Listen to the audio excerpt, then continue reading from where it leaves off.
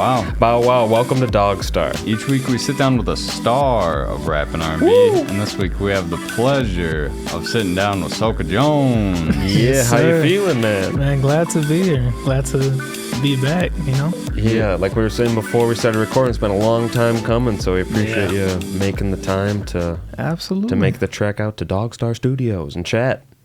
But let's jump right into it. We haven't been able to get you on the show before, so we need your backstory. The origin stories, the bullet points for fans, kind of the timeline. Yeah, we know you through Leak, though, but you're not from Minnesota originally? No, not at all. I actually come from Houston, Texas. Yeah, so quite a bit of ways away, honestly. Stray south. Yeah. What brought me up here, besides Leak, was really just something different, you know, other than just 3 seasons, spring, summer, and brown. Yeah, so the winter storm that we got February of 2021, it for some reason I just was attracted to the snow at that point, and I was like, might as well go up to Minnesota, you know. And nice. I don't regret it at all. The Midwest is definitely where it's at. I mean, we'd like to think so too, but we might be a little biased. Yeah, I'm a fan as well. But growing up, who was controlling the radio before you were old enough to like buy your own CDs or stuff like that? Any older siblings or any, you know? I want to say for the most part, it was my mom. I actually grew up in a church environment. Okay. It honestly began really then, just being around musicians every Sunday, every Thursday, you know, watching them play, you know, during worship services and things like that. That's honestly where it started, and what really propelled me into music production. You guys are not gonna expect this answer. It was actually Tony Hawk. Oh, interesting. The soundtracks from the video games? Yep. The 2 things. I've always wanted to be like a skateboarder, but I never got into it. Okay. And never too late. And then with the video games, PlayStation 2 and PlayStation Portable is what I had a lot of his games on. Yeah. And doing, you know, different missions and things like that. I would just be listening to the music. Sometimes it was, you know, heavy metal. Sometimes it was reggae, hip hop. But with listening to these tracks, I was like, you know what? I think I honestly want to make beats now. You know, at the time I tried to be an artist and a producer. It really didn't work out too well. So I went with just producing. And now we're here. Oh my gosh. But it was Tony Hawk is the reason why Soca Jones makes music. You're saying your mom was a big influence on you. Was she a musician herself, or just a good taste in music? I want to say really when I was younger, for maybe a few years, she was a singer on the worship team. Oh wow. That's cool. So I did see a little bit of that side of my mom, but for the most part, it was outside influences. And were you ever singing in church? I can picture little Soca belting it out. Or what was your involvement with the music at church, if at all? I was running the soundboard. Oh, wow. So that's another avenue that ventured me into what I do now. I was running the microphones, changing them out, recording the sermons, burning them on CDs, things like that. So, and how old were you when you were doing this? I would say about 8, 9. Oh my gosh! Years old. So it was destiny. Learning the fundamentals. Engineer. Yeah. In school, were you part of a music class or anything like that to kind of feed into that inspiration, or were you just doing regular kid stuff at that point? Ironically, in elementary in music class, I was not paying attention, not one bit. kind of just doing kid stuff back then. Yeah, But middle school, I would say 6th, 7th grade, that's when I started to take it seriously. You know, finding different websites and things like programs I can use to make music on my own. I was doing like DJ mixes in class on the computer. Okay. Kind of just doing my own thing. But Yeah. middle school is when I started to take it seriously, and then high school is when I just started executing. Did the church have good recording software, or was it really in school where you got a taste of maybe like the GarageBand, Adobe Suite? 'Cause some schools will have some good stuff. It was really in school. For the most part, things were done through Audacity. Yeah. But there were a couple times we used Logic Pro 9 Okay. Nice. at the time. So the caveat about that is I didn't have a Mac computer, so I couldn't really use Logic outside of, you know, that church setting. But Interesting. yeah, just learning how to arm certain tracks before you record, you know, different nuances like that. The people who I grew up with in that church, for example, a couple of their names is Cordero Thompson, Michael McPherson, just to name a couple. They really helped me usher me into just the world of music. Wow, that's huge. I mean, to have kind of those unsuspecting mentors. Yeah. Do you have any advice for a producer just starting off who might be wary of listening to others? Whether it's ego or, you know, whatever. Do you have any advice on taking creative advice? For as long as I've been doing this, I am going to have to say, have fun with it. You know, that's the biggest thing. Sometimes you can find yourself in burnout. Sometimes, you know, you don't have any sort of inspiration. Have fun with it and keep going. Because if you're in this space, you're in it for a reason. You know, I honestly thought I would be a skateboarder. You know, I thought I was going to go into construction, but, you know, being able to get people to move, get people to feel something with sound, I honestly think that's a superpower, and keep developing it. And like I said, have fun. That's really what it comes down to. Words of wisdom with Soca Jones here on DogStar. Straight up. Sir. So when did you start showing people what you were making, whether it was DJ mixes or beats you were making? Can you remember the first time you're about to show somebody something you made, or? Yep, I remember like it was yesterday. This was, I was in high school at this time. I was a freshman. Yeah, I was a freshman in high school. This was right after a church service that we had. It was, the church is located in the strip mall, and further down that strip mall was a recording studio. Okay. Nice.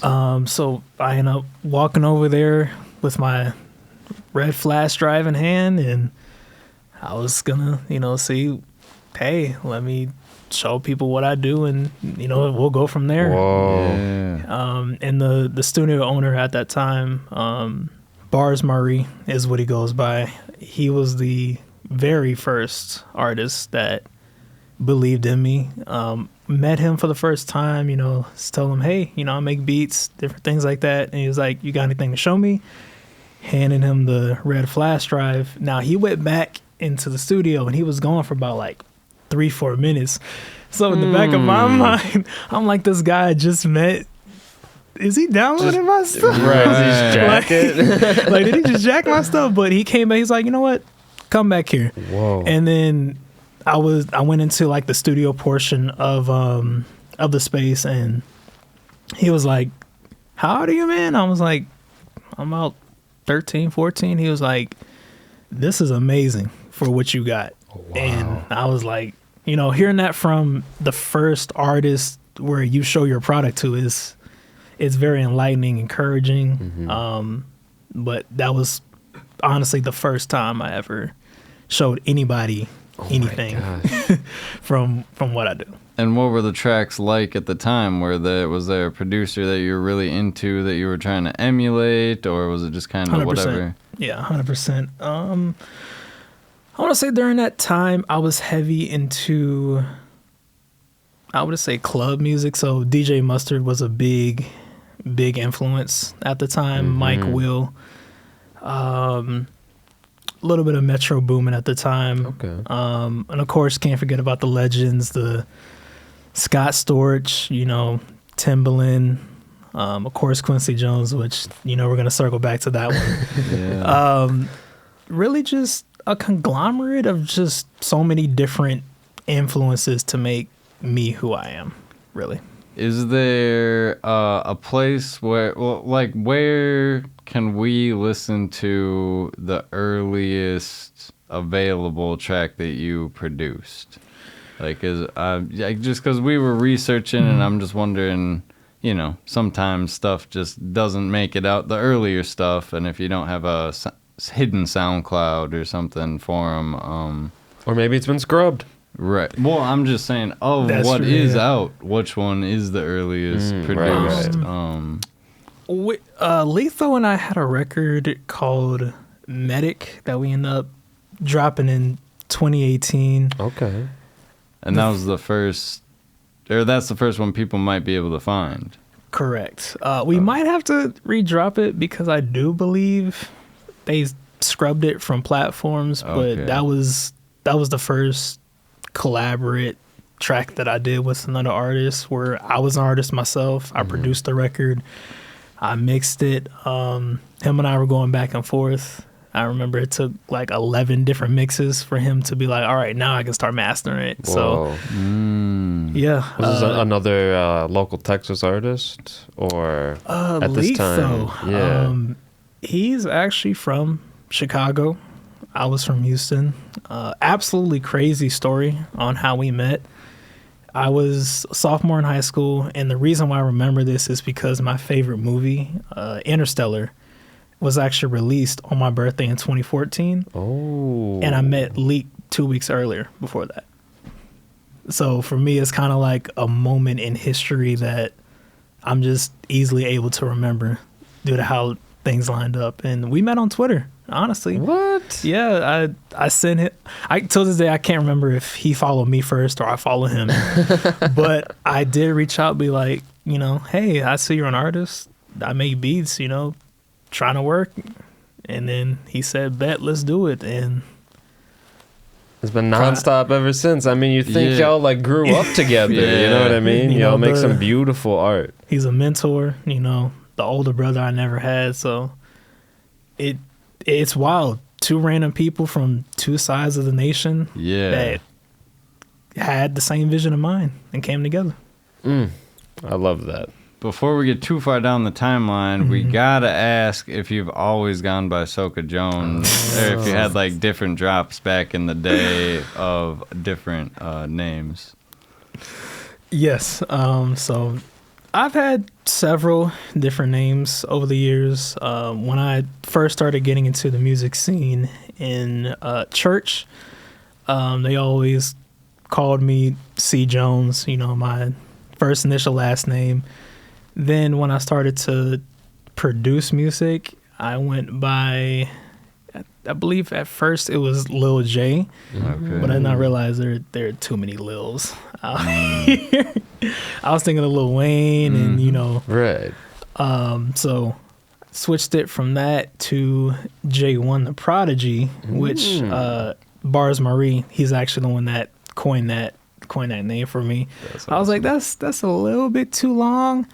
And then I took it back to my roots, where on my dad's side, we are West Indie with Trinidadian blood. So I did Soca for that side and kept Jones for my mom's side with my grandfather, who was an ex-NBA player and Olympian.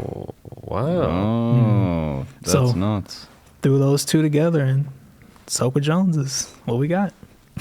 And it's been that ever since. So it's none of them were too embarrassing, you know what I'm saying? But we do like to get the past names out there because it is a cool process. Can you remember what was going through your head? Like, was it just that it was too long, or was there like did you feel like your production like took a step, and that's why you're like, all right, from this point on, it's gonna be Soca Jones, because that happens sometimes. The new chapter. Yes, I do believe it definitely elevated, took a step. Mostly, I thought it was too long. Yeah. I have an old YouTube channel called J1 Music that when Leak comes over and we cook up in the studio, and we're on YouTube, sometimes he say that he's like J1. Throwback, throwback. So, but for the most part, everybody knows me as Soca. Now, while we're on this topic, and we have you here, I'm asking you for another piece of advice, perhaps to go out to artists who maybe have been making music for 1 year, but they've had 5, 6, 7, 8, 9 names. They can't decide on a name. What's the value of choosing one name and sticking with it? Choosing one name, it's essentially becomes your identity.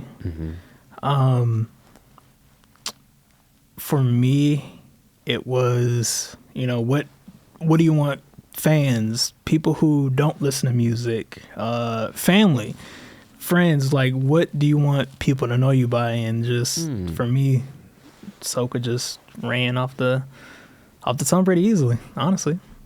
And not to, I don't understand the significance of Soca really all the way. Is there more explanation other than that? Is it like a traditional name? What does it mean?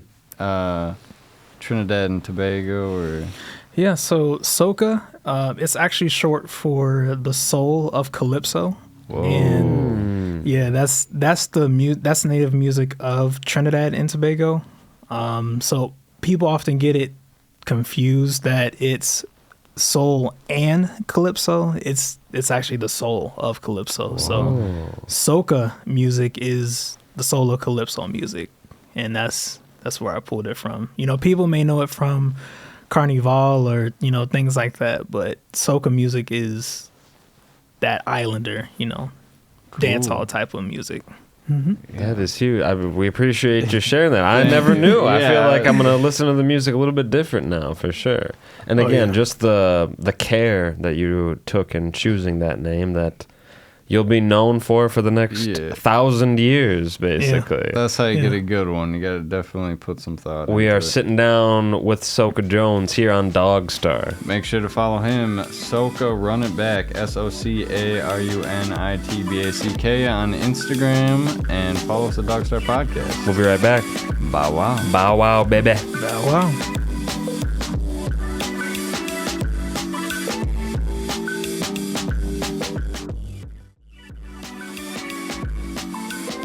Bow wow. Bow wow. Welcome back to DogStar.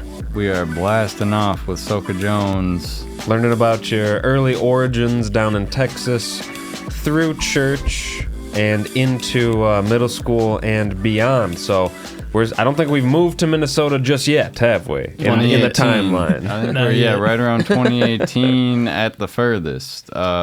Showed your music to a local music producer who really encouraged you, gave you that energy, gave you that inspiration to continue to pursue it, even as a teenager. Absolutely. That's amazing. Yeah. Let's continue along the timeline. Yeah, what's the evolution like? You get your own studio, or you just you volunteer at that studio? Get a computer of your own? Man, one question at a time. I'm sorry. You're right. No, you're good. I didn't have my own computer at the time. It was our school district in high school. They gave each student like their own computer, and me, I was a little bit tech savvy, so I was able to get programs like FL Studio, Pro Tools on the school computer. Licto would tell you, like, I was sending him beats straight from my school computer, sending right off to his email. Oh wow. I didn't start off on FL Studio. I know majority of people do. I started off on a website called Audio Sauna, and I do believe it still is up till this very day. Cool. So they had like a lot of different analog and retro instruments, and I just used that. That's for like synthesizers and things like that, and keyboards, and then I just loaded in my own drum sounds, and yeah, they had a piano roll, can arrange the song, all different types of deal. All web-based. All web-based, That yes. is so impressive. I've And never heard like of I that. said, I do believe that website is still up to this day, audiosauna.com. I am not sponsored. Not yet. Not yet. Oh. And what was the... I mean, I would assume you used that till its full extent. What was the next DAW you used after that? Even if it was still on the school laptop. After that, I did shift to FL Studio, as I'm sure most people start off on. A lot of people are starting off on Audacity, you know what I mean? It's That is true, the yeah. basics. Yeah, started off on FL Studio, and after that, just really learning the basics of, the technicality. Really, that's where I got a lot of my technicality and technical skills from, was from FL Studio. And eventually in high school, my sophomore year in particular, I met someone by the name of Zanu, and he's my best friend out in Houston. So when him and I got introduced by a friend of mine called Niles, he was like, you know what? I think there's someone you need to meet. And then we met at lunch, met for the first time, and showed him some music. He'll account to this too. He took the headphones off after he was done listening, and he walked around the patio outside screaming, yo, he's about to be the next biggest producer. Y'all don't know who this is. He will tell you to. Till this day, I was surprised. What is that visceral reaction, you know? He really saw the vision, and because of him, I honestly shifted from FL Studio into the world of Native Instruments. So that's a German company that, gave us plugins like, Contact, Guitar Rig, Machine, and I shifted into that ecosystem, and that's actually where I am still to this day. Like, if you would have put me in front of FL Studio, all the tips and tricks and shortcuts, I don't even remember. It's been that long. Replaced. Yeah. And is it still a dense enough program where you're still learning about it? I mean, obviously you know what you need to know, but are you learning about new things maybe even once or twice a week, or is it a plateaued? Absolutely. Every time Leek and we cook up, it's something new, because the way I used to make music was very digital. It was very militant, predictable, but now we kind of just do anything and everything. I've been picking up on, small different tips and tricks, doing things with a software instrument, knowing my limitations from a software instrument rather than an actual musician. Because we do our best to pretty much do everything we can on our own timing, because, relying on other people's schedules, things like that. And Leek may have an idea in a moment, and he's coming over. He's like, look, I'll be there in 15 minutes. Have machine loaded up. And he's just ready to get this idea out. Wow. But yeah, it's just him and I, we pick up on each other. He somewhat knows how to use machine, but he pretty much has me organize his ideas that, he's trying to get out. The dynamic duo. Yes. How did you know right off the bat that you guys were going to be good at working together? Or like, do you have any advice for somebody on like how to tell if somebody's like a good fit for you to work with? I'm going to tell you from personal experience, don't let your ego be bigger than the program. And secondly, be able to be receptive to constructive criticism because I'll give you a story. I wouldn't be who I am to this day in the world of production if it wasn't for Leak. Like, in all honesty, one day, I don't know what I was playing him, but that wasn't it. And he pressed pause. He turned his chair 90 degrees, looked me dead in my eyes and said, yeah, this is trash.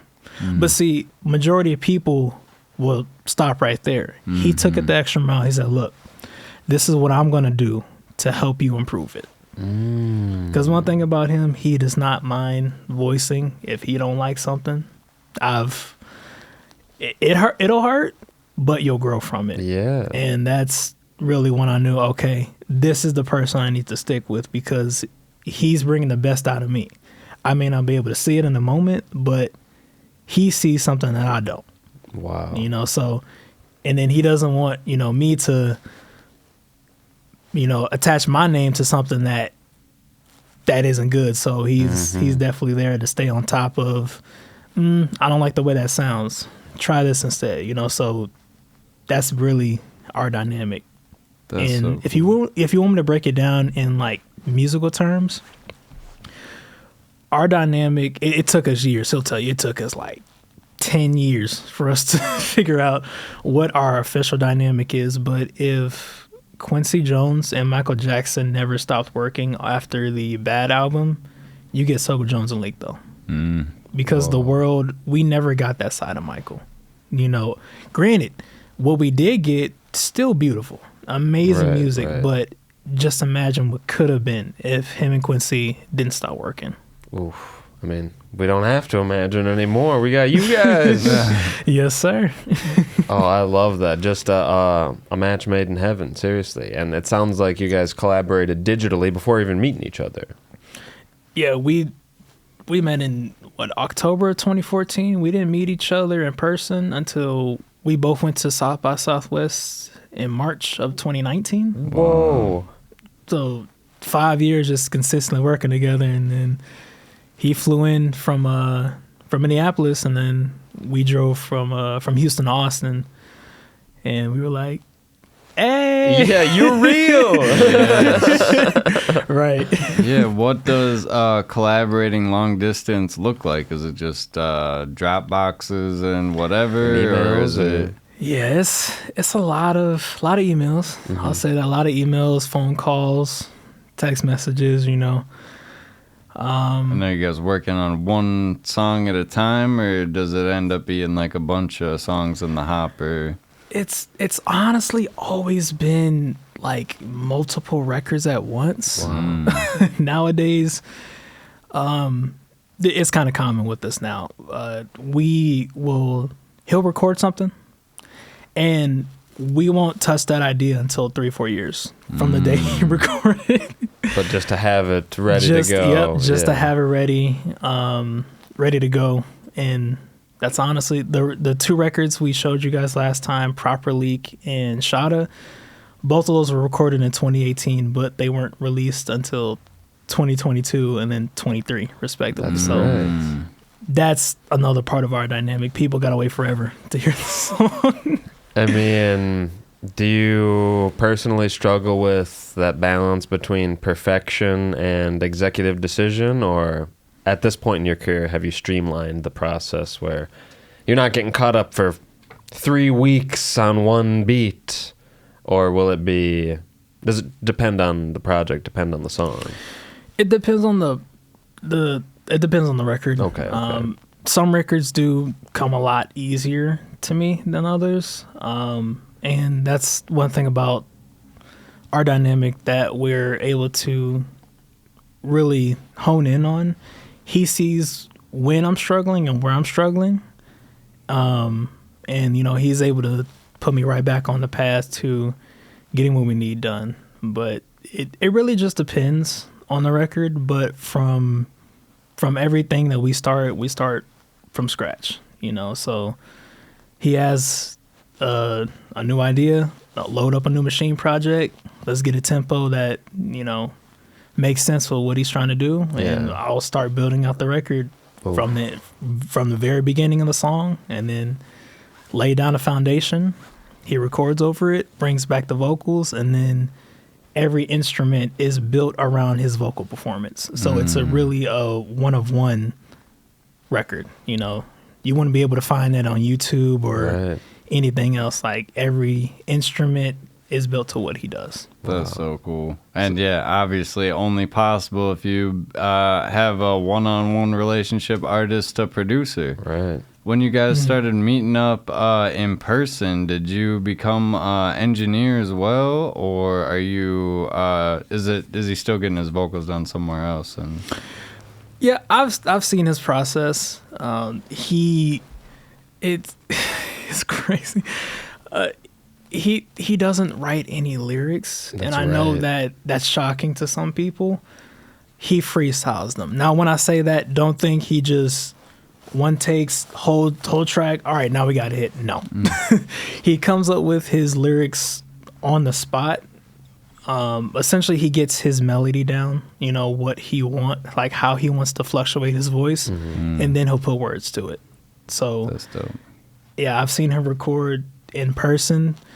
Majority of people, it's not going to make sense the way he records, which is probably a reason why he records alone. But to see what he does and see how he can take just what's in his head and just put it together is honestly insane. I'm still trying to figure out how his brain works to this day. I mean, I'll loop it back to Michael and Quincy before we dive into that collaboration, but perhaps tapped into this constant stream of creativity, you know what I mean? Superhuman, like you had described earlier, this ability to tap into this larger pool of inspiration and art at a whim, you know. Maybe it's at 2 a.m, you know, load up that project, I'll be over in 15 minutes. It's amazing that you guys can bottle that. Yeah, how did your like making music process change at all when you moved up here to Minnesota? Did you try to keep the things the way they were back in Texas, or was it like, oh, now that we have, you know, living in a physically new space, are you building out your studio any different, or you know, not working in the same room as you used to? I don't know. What changed? Yeah, if anything. So I'm gonna say keeping it at home. That pretty much has stayed the same from Houston till now. Nice. Before we end up switching our sound in 2023, we had a little bit of a routine going, and it was okay, but with that old sound, it kind of kept us in a box. I really didn't have, I want to say, much creative freedom. I mean, I did, but in terms of the sound we were looking for, we were searching for it when I first came up here. And then once we end up using, you know, live instruments, right, then I tried to I still struggle with it to this day. I tried to take the old ways into the new sound, and it never worked. Didn't translate. Yeah, so, and Leek would always point it out.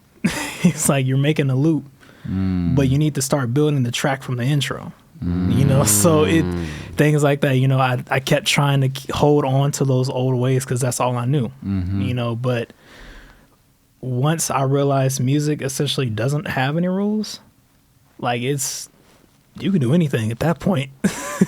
Yeah, that's so cool. Yeah, such a perspective that some musicians never have until it's too late, you know what I mean? So the fact that you guys have adopted that into the workflow, I think sets you a level apart.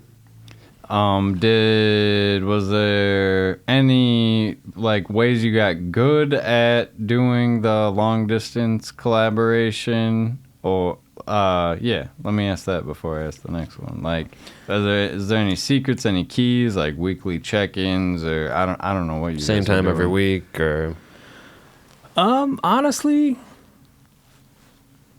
with the, so before I moved up here, pretty much, it was just a lot of emailing, Gotcha. going back and forth, calling each other, you know, seeing what needs to be done, what we were working on, you know, what could be touched up on, you know, hey, I want you to add this to this record. So it was really just constant communication, honestly. Yeah, that's huge. And then now that you guys live close to each other, are you making more music than ever? Like, is it faster now that you live right down the road for each other? Is it still kind of the same? Oh, 100%. Sometimes he don't even tell me he's coming. I was just get a knock on my door. I was just literally get a knock on my door. He's like, hey, neighbor, you want to cook up? I'm like, yeah, let's do it. Yeah. So anytime I get that message, I want to cook up, I already know what type of time we're on. So yeah, that's good. Being close to each other is, you know, really, really beneficial. You know, he can stop in, and there are honestly sometimes with our sessions, he'll just be chilling with the headphones on and literally just be on his phone. And like I said, with our dynamic, he's going to voice something if he don't like it. So from the outside looking in, if we were to go to a recording studio and people actually saw us, they would think he's not paying attention. We are sitting down with Soca Jones here on DogStar. We'll be right back. Bow wow. Bow wow. Bow wow.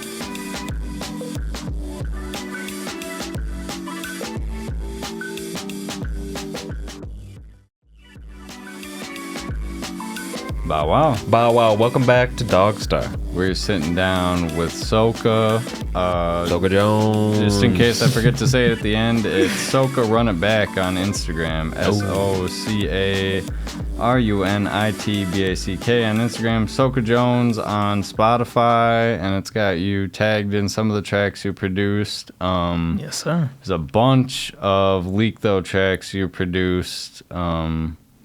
Yeah, probably your most prominent collaborator, I would assume, because of all the time you must be spending together to make all these sweet tracks. Mm-hmm. But you sent our team over two unreleased tracks, and one of which we have been hinting at this entire episode. Yes, the sir. Phoenix collaboration.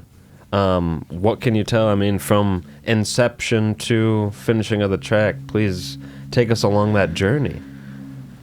With Phoenix, it's a little bit of a crazy backstory behind it. 2023, this actually happened right after we performed at the Timberwolves halftime show. Timberwolves 76ers, check it out. That is true. Oh, man, they should have won that game. But yeah, right after that performance, I remember it was probably about 8 months prior to that, I reached out to Quincy Jones's email. I saw that he read it a couple times, never replied, and one day I just so happened to be in the studio.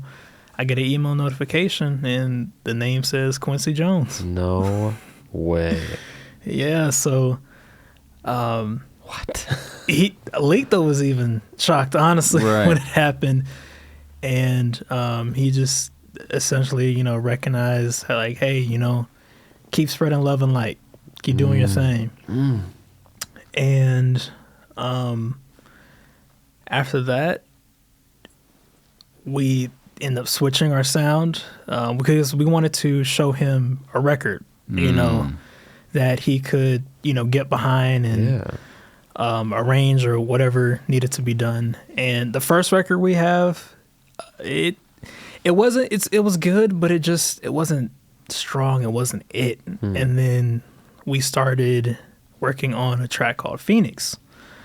And as the record just came together more and more, we were like, yep, this is where we're going to send them.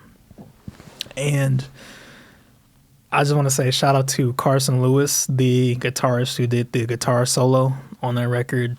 Killed it. Yes. Like, that song would not be what it is if it was not for him playing. I'm going to be completely honest with you. Those tasty licks. Yes, we definitely needed him for that track. And it was 80% done I'll say 85% done before I emailed it to Quincy. Oh my And we gosh. were nervous. Yeah, the butterflies were flowing. What did it feel like when you hit sending a demo track to Quincy Jones? This is like man, crazy. You even are in contact. Once in a lifetime opportunity. Yeah, every artist's dream. Hit send. We all get one opportunity to make a good impression. Oh.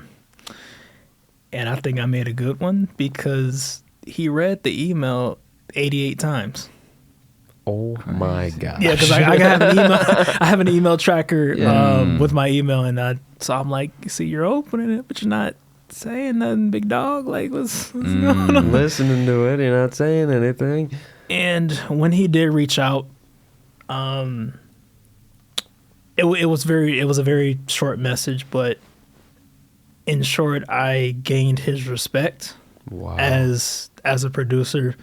You know, he didn't look at me as somebody, oh, you just make music and you admire me. No, I had his respect. Wow. At that time. And from there, he said, you know, what are you looking for? And then I told him, hey, you can't leave without, giving the sauce to somebody, you know what I'm saying? You can't leave us in the dark like that. So he was like, all right.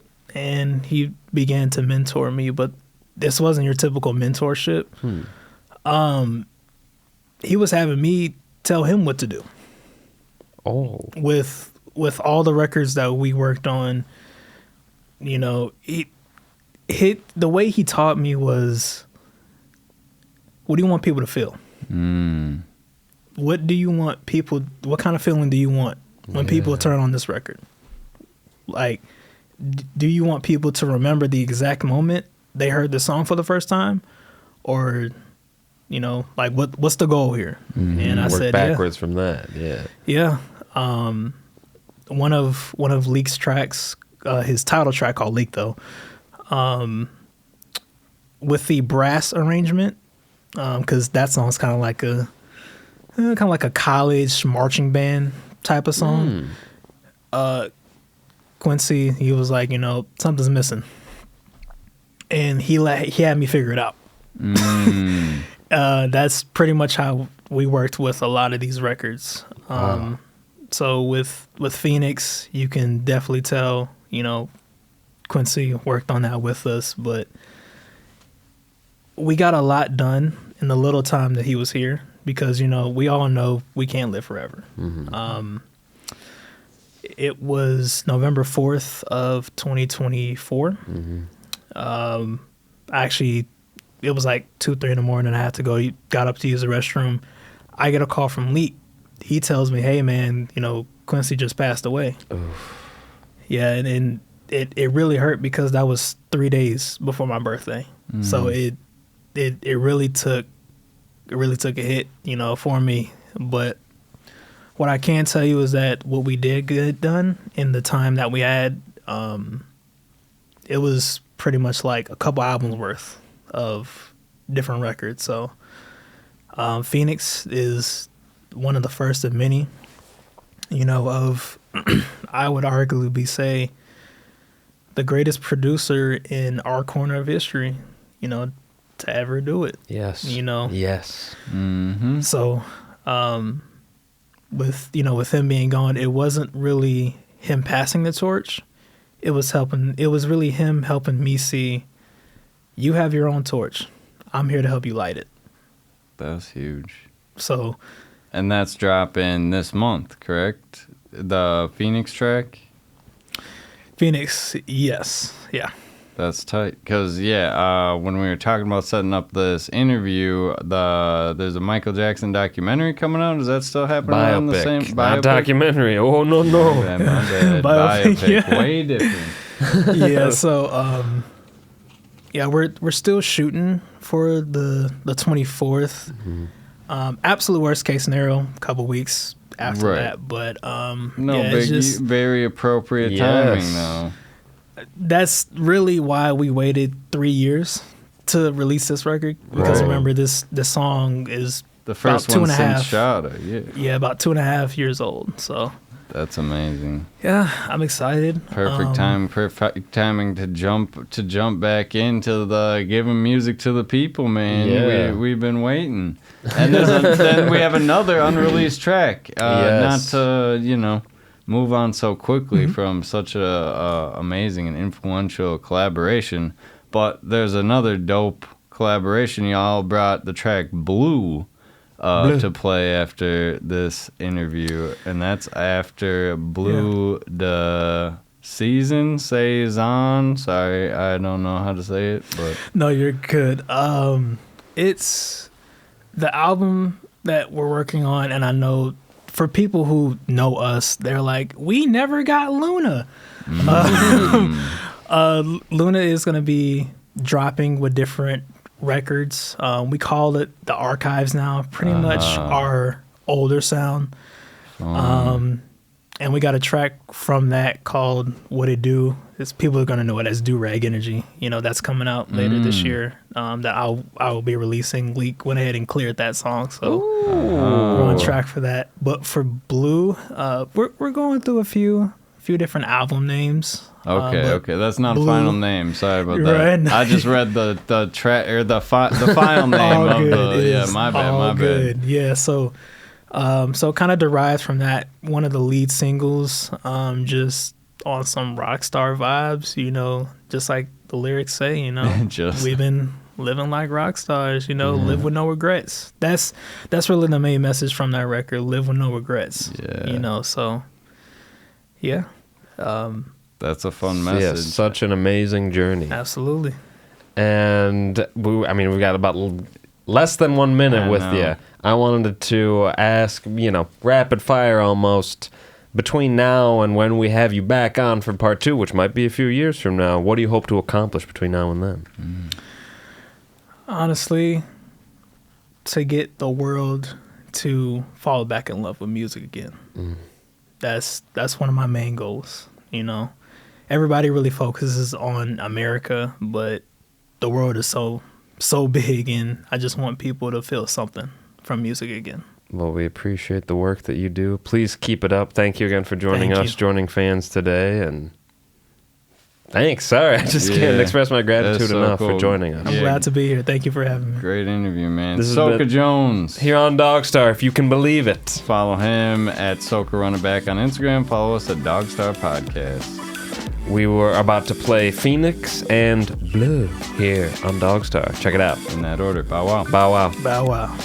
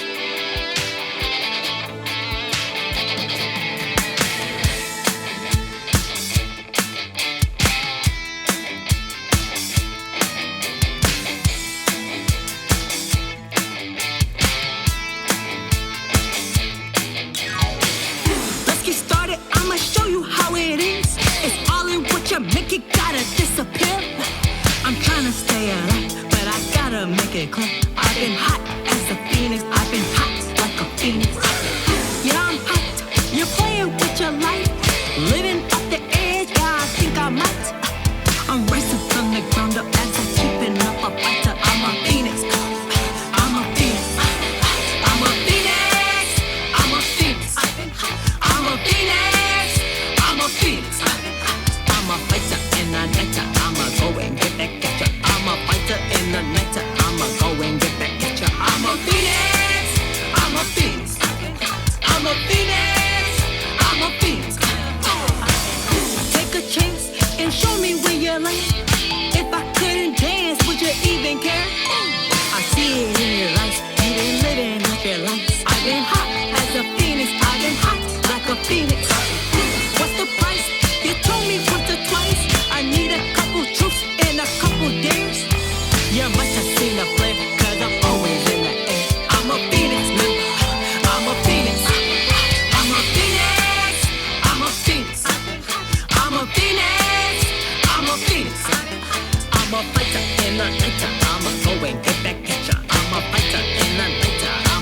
and get the ketchup. I'm a phoenix, I'm a phoenix, I'm a phoenix, I'm a phoenix.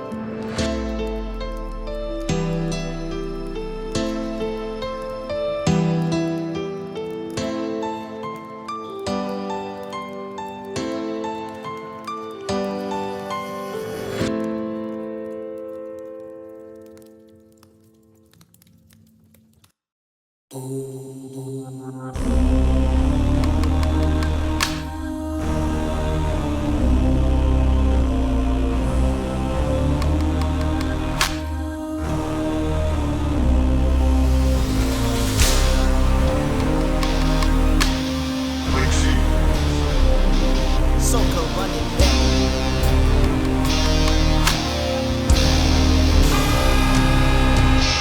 Jumping out the plane and hit the scene. California king and how they daring sleep on me. Every time I swipe my card, all I hear is ch-ch-ching. While I'm looking for a flame, blow this cash out like a leaf. Hey, unlock the beast, don't forget to bring the key. Tell me what you seek and don't forget I got a fee. And you gotta greet the king like my girl dressed in pink. Got the Lambo in the drive, ain't no need to intervene. I've been living like a rock star, flexing on my ex. I've been living like a rock star, live with no regrets. I've been living like a rock star, show me where the racks. I've been living like a rock star, live with no regrets. I've been living like a rock star, flexing on my ex. I've been living like a rock star, live with no regrets. I've been living like a rock star, show me where the racks. I've been living like a rock star, live with no regrets. I've been getting it since a kid, all I do is benefit. When I got my blingy bling, then I put it in the fridge. Went ahead and caught the ghost, I'm just out here trying to live. Can't keep listening to these folks, why they always in my bed. Sit down and watch the show, on the road I make them wave. Don't you waste my time, gotta keep it flavor flav. Had to miss my grind, now we running through a maze. I ain't really trying to stay, I'm just going through a phase. I've been living like a rock star.